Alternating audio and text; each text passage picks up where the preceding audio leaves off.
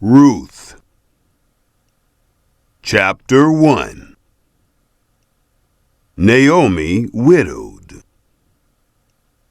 It happened in the days when the judges judged that there was a famine in the land.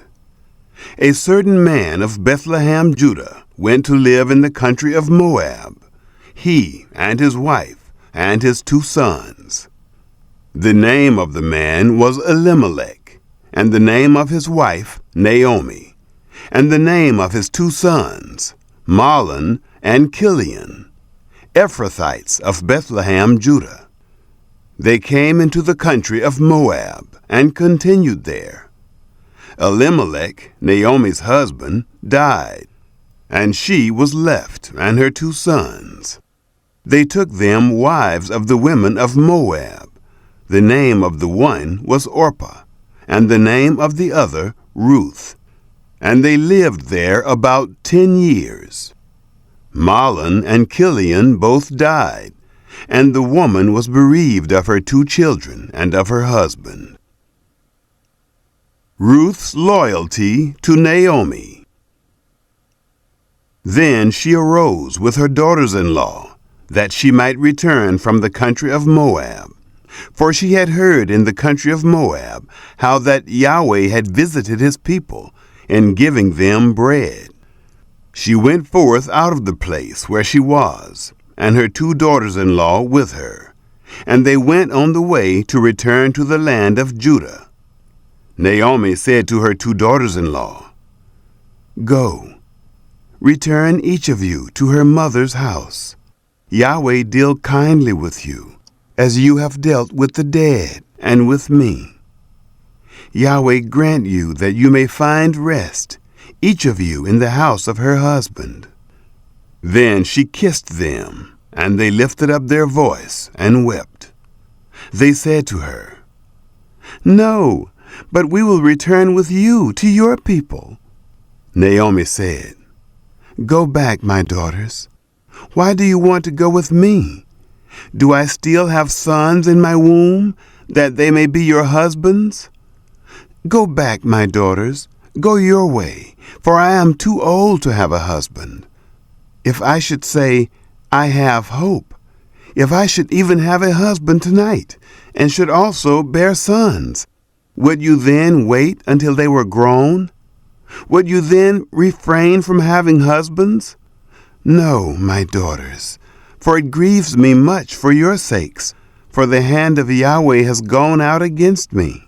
They lifted up their voice and wept again, and Orpah kissed her mother-in-law, but Ruth joined with her. She said, "Behold, your sister-in-law has gone back to her people and to her God. Follow your sister-in-law." Ruth said, "Don't entreat me to leave you and to return from following after you, for where you go, I will go, and where you lodge, I will lodge.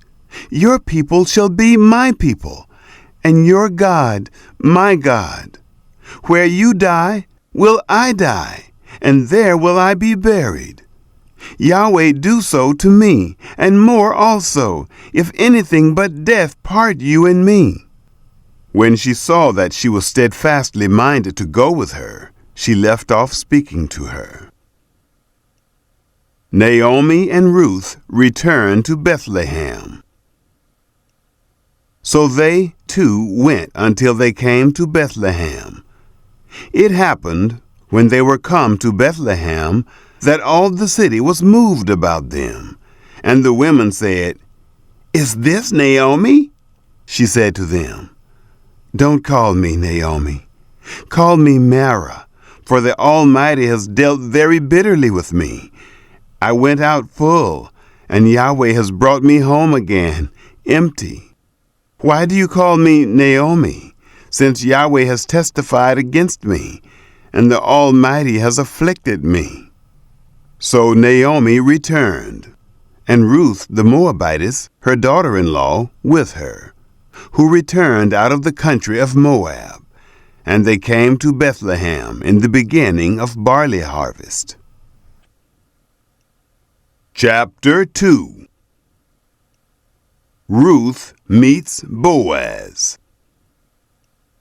Naomi had a kinsman of her husband's, a mighty man of wealth, of the family of Elimelech, and his name was Boaz.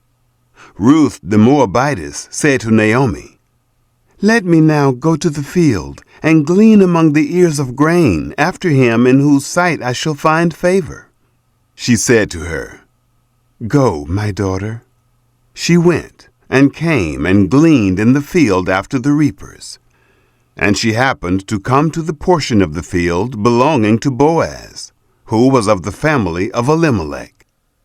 Behold, Boaz came from Bethlehem and said to the reapers, "Yahweh be with you." They answered him, "Yahweh bless you." Then Boaz said to his servant who was set over the reapers, "Whose young lady is this?"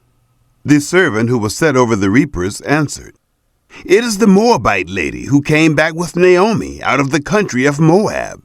She said, 'Please let me glean and gather after the reapers among the sheaves.' So she came, and has continued even from the morning until now, except that she stayed a little in the house." Boaz shows favor to Ruth. Then Boaz said to Ruth, "Listen, my daughter, don't go to glean in another field, and don't go from here, but stay here close to my maidens. Let your eyes be on the field that they reap, and go after them. Haven't I commanded the young men not to touch you? When you are thirsty, go to the vessels, and drink from that which the young men have drawn."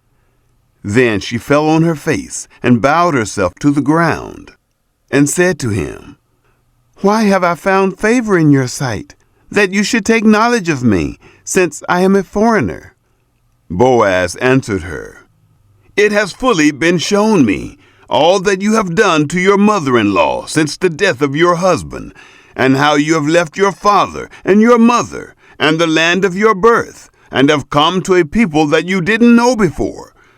May Yahweh repay your work, and a full reward be given you from Yahweh, the God of Israel, under whose wings you have come to take refuge."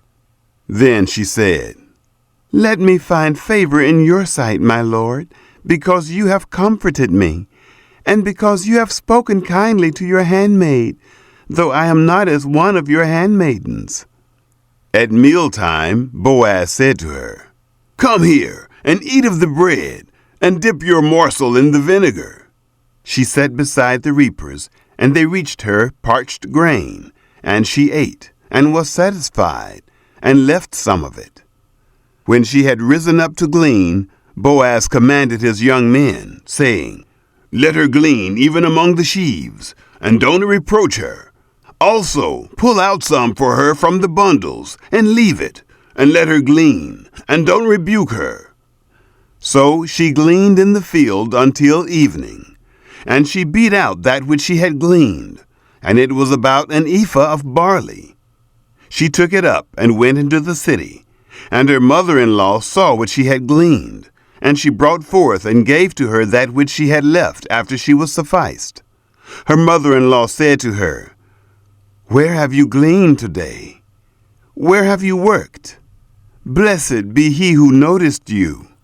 She showed her mother-in-law with whom she had worked, and said, "The man's name with whom I work today is Boaz."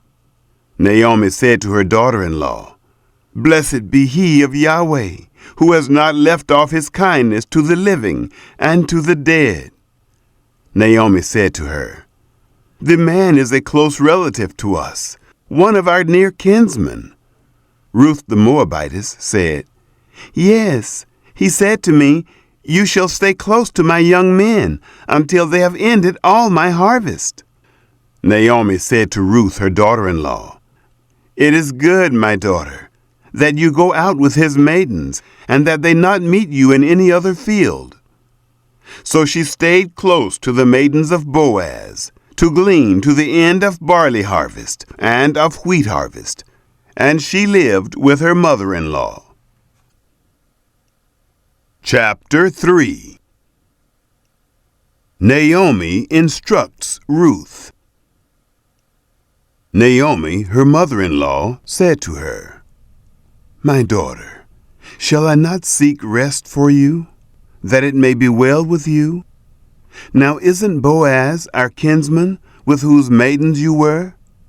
Behold, he winnows barley tonight in the threshing floor.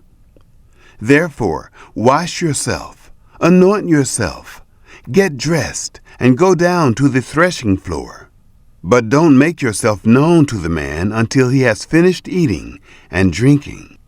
It shall be, when he lies down, that you shall mark the place where he shall lie, and you shall go in and uncover his feet, and lay down. Then he will tell you what you shall do." She said to her, "All that you say, I will do." She went down to the threshing floor, and did according to all that her mother-in-law told her. When Boaz had eaten and drunk, and his heart was merry, he went to lie down at the end of the heap of grain. She came softly, uncovered his feet, and laid down. Ruth claims Boaz as kinsman. It happened at midnight that the man was startled and turned himself, and behold, a woman lay at his feet. He said, "Who are you?" She answered, "I am Ruth, your handmaid. Therefore spread your skirt over your handmaid, for you are a near kinsman." He said, "Blessed are you by Yahweh, my daughter. You have shown more kindness in the latter end than at the beginning, inasmuch as you didn't follow young men, whether poor or rich. Now, my daughter, don't be afraid. I will do to you all that you say. For all the city of my people does know that you are a worthy woman. Now it is true that I am a near kinsman. However, there is a kinsman nearer than I. Stay this night, and it shall be in the morning, that if he will perform for you the part of a kinsman, well, let him do the kinsman's part. But if he will not do the part of a kinsman for you, then will I do the part of a kinsman for you, as Yahweh lives. Lie down until the morning." She lay at his feet until the morning. She rose up before one could discern another, for he said, "Let it not be known that the woman came to the threshing floor." He said, "Bring the mantle that is on you, and hold it." She held it, and he measured 6 measures of barley, and laid it on her, and he went into the city. When she came to her mother-in-law, she said, "How did it go, my daughter?" She told her all that the man had done to her. She said, "He gave me these 6 measures of barley, for he said, 'Don't go empty to your mother-in-law.'" Then she said, "Sit still, my daughter, until you know how the matter will fall, for the man will not rest until he has finished the thing this day." Chapter 4. Boaz redeems Ruth. Now Boaz went up to the gate and sat down there. Behold, the near kinsman of whom Boaz spoke came by, to whom he said, "Come over here, friend, and sit down." He turned aside and sat down. He took 10 men of the elders of the city and said, "Sit down here." They sat down. He said to the near kinsman, "Naomi, who has come back out of the country of Moab, is selling the parcel of land, which was our brother Elimelech's. I thought to disclose it to you, saying, 'Buy it before those who sit here, and before the elders of my people. If you will redeem it, redeem it. But if you will not redeem it, then tell me, that I may know. For there is no one to redeem it besides you, and I am after you.' He said, 'I will redeem it.' Then Boaz said, 'On the day you buy the field from the hand of Naomi, You must buy it also from Ruth the Moabitess, the wife of the dead, to raise up the name of the dead on his inheritance." The near kinsman said, "I can't redeem it for myself, lest I mar my own inheritance. Take my right of redemption for yourself, for I can't redeem it." Now this was the custom in former time in Israel, concerning redeeming and concerning exchanging, to confirm all things. A man took off his shoe and gave it to his neighbor, and this was the way of attestation in Israel. So the near kinsman said to Boaz, "Buy it for yourself." He took off his shoe.